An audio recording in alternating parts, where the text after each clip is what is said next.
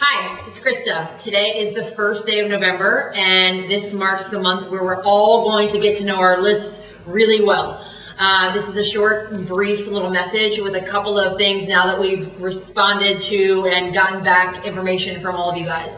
The first thing is kids, girls, players, you guys need to know your vitals, particularly your SAT score. I'm tired of hearing, oh, I need to get it from my SAT tutor. Oh, mom, what's my SAT score? Oh, hold on, I need to get it from my guidance counselor. Like, you need to know your vital statistics. That's your GPA, most updated, and your SAT scores. Those are your scores that you've worked really hard for, so make sure you know them. If a college coach asks you point blank right there and you have to say, hold on, I don't know, that's a problem. It's a problem that you don't know it. So find it out today and make sure you know it. And when your scores get updated, you know that. And when your GPA gets updated, you know that.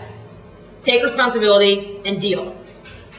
The second thing I want you guys to focus on today, at least, is starting to look at your list and pick a top three. Don't worry about it being the same top three tomorrow or the next day or next week or where you're going to end up going to school. But you want to pick a top three to help you really hone in and sharpen your focus, particularly on your research. And that leads me to the biggest point of today, and the biggest point of this month, which is to start researching your schools.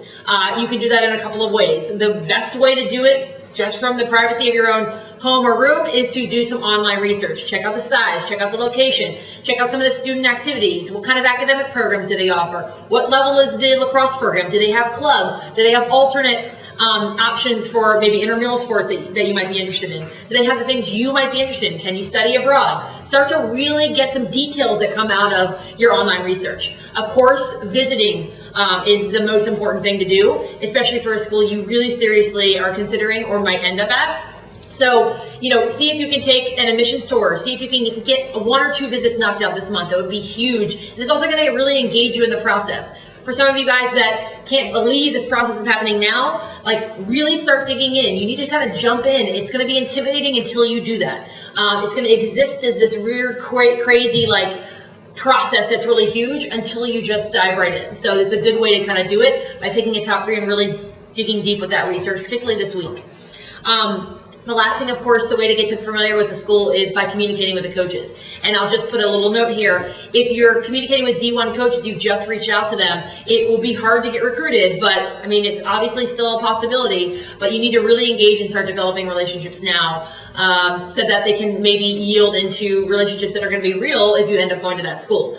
The biggest thing is about getting to know your list. That is the focus for this month. It's where most of our conversations from here out are going to go, so that your list actually means something to you, that you know the schools on your list. Some of you guys are sending us updates that say, here's everything on my list, this is why I like it, but you're not telling us whether or not you're communicating with the college coaches and to what degree. We need to know all of that so we can help you. This is like a big start to an amazing process for you guys, or continuation of it, at least for some of you.